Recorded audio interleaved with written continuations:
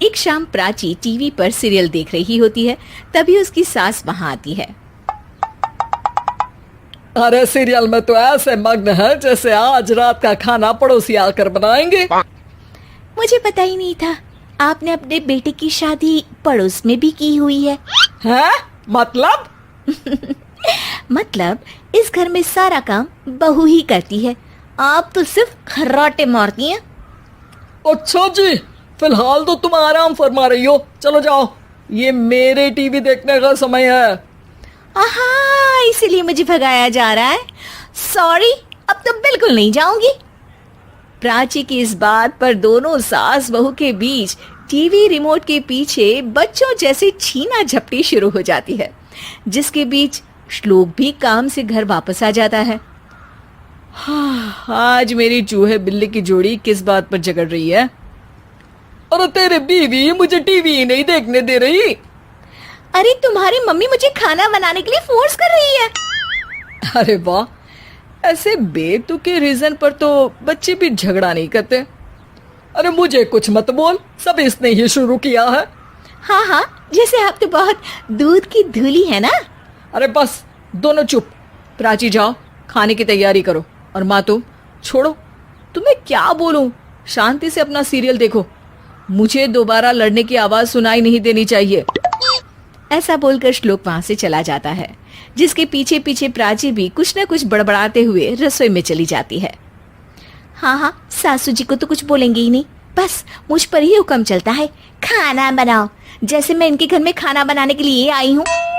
इसी तरह शाम बीतती है और रात को श्लोक और प्राची की सास खाना खाकर सोने चले जाते हैं, लेकिन प्राची गुस्से में कुछ खाए बिना काम में ही लगी रहती है। इस घर में किसी को घंटा फिक्र नहीं पड़ता, मैं खाऊं या भूखी रहूं। प्राची कुछ देर के लिए रसोई से बाहर जाती है और जैसे ही वापस आती है तो वहां दूध का भरा ग्लास देखकर हैरान रह जाती है। फिक्र पूरी है, बस दिखाना नहीं है। प्राची दूध पीकर सोने चली जाती है और अगली सुबह एक बार फिर सास बहू का कार्टून नेटवर्क स्टार्ट हो जाता है। ये तुमने ही किया है।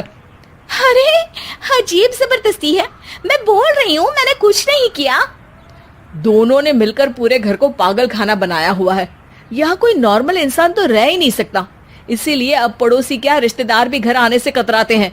और सुन बेटे, तू भी चंगा, तेरी माँ भी चंगी, तेरी बीवी भी चंगी, रिश्तेदार। हाँ जी, आपको नहीं पता क्या, गंगाधर ही शक्तिमान है, रिश्तेदार ही। हाँ हाँ, बस समझ गया। कभी जानवरों जैसे लड़ेंगी तो कभी जुगलबंदी करेंगी। भाई मैं आप दोनों के बीच में नहीं फंसना चाहता। सास बहू की इस मनमौजी जोड़ी से परेशान होकर श्लोक अपना सिर खुजलाता वहां से चला जाता है। चलो अब मैं भी कीर्तन में जा रही हूँ। इस पर जैसे ही सास कमरे में अपना पर्स लेने जाती है तो वहां नाश्ते की प्लेट रखी देख मुस्कुराने लगती है और नाश्ता करके घर से बाहर निकलते हुए कुछ पैसे टेबल पर रख जाती है, जिसके कुछ देर बाद सिलेंडर वाला घर आता है। ओ मोरी मैया, मैं सिलेंडर के बारे में तो बिल्कुल भूल ही गई थी। घर खर्च के सारे पैसे भी मम्मी के पास है और श्लोक से बोला तो उल्टा 4 बात सुनाएंगे। प्राची ये सोच ही रही होती है कि अचानक उसका चेहरा चमक उठता है और वो घर में आकर इधर उधर देखने लगती है।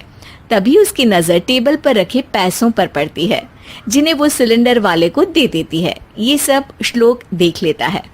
अच्छा बेटे, इतना बड़ा घोटाला, सबके सामने मैं तेरी दुश्मन और पीठ पीछे तेरी मेरी यारी। इस पर श्लोक एक प्लान बनाता है और शाम को सब एक साथ बैठे होने पर बोलने लगता है।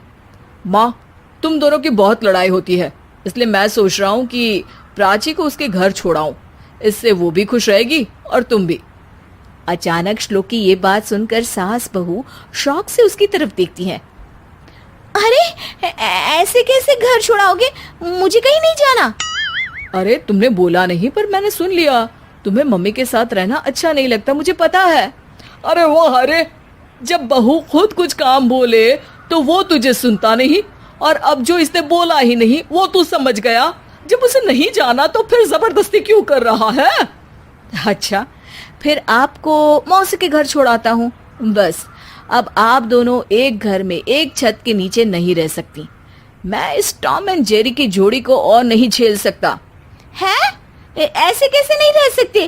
तुम्हें इतनी दिक्कत है तो तुम्हारा बोरिया बिस्तर पैक कर देती हूँ, लेकिन मम्मी जी कहीं नहीं जाएंगी। बिल्कुल यही सुनना था मुझे। अगर दोनों में इतना ही प्यार है फिर हर वक्त ये लड़ाई का नाटक क्यों करती हो? देखा मैंने कैसे माँ किचन में दूध रखती है और तुम उनके लिए कमरे में नाश्ता रखती हो, और कैसे वो पहले ही तुम्हारी दिक्कत समझकर घर में पैसे रखकर बाहर जाती है। अरे भाई, इतना ड्रामा तो डेली सोप में भी नहीं होता जितना तुम दोनों ने इस घर में फैलाया हुआ है। तू हमें टॉम एंड जेरी बोलता है ना, तो याद कर वो दोनों भी एक दूसरे को बाहर वालों की बुरी नजर से बचाने के लिए हमेशा सबके सामने लड़ते थे, लेकिन अकेले में दिक्कत के समय मदद भी तो करते थे। बस हमारा रिश्ता भी कुछ ऐसा ही है। और वैसे भी अगर सास बहू में तू मैं नहीं होती तो दुनिया वालों को कहानियां कैसे मिलेंगी?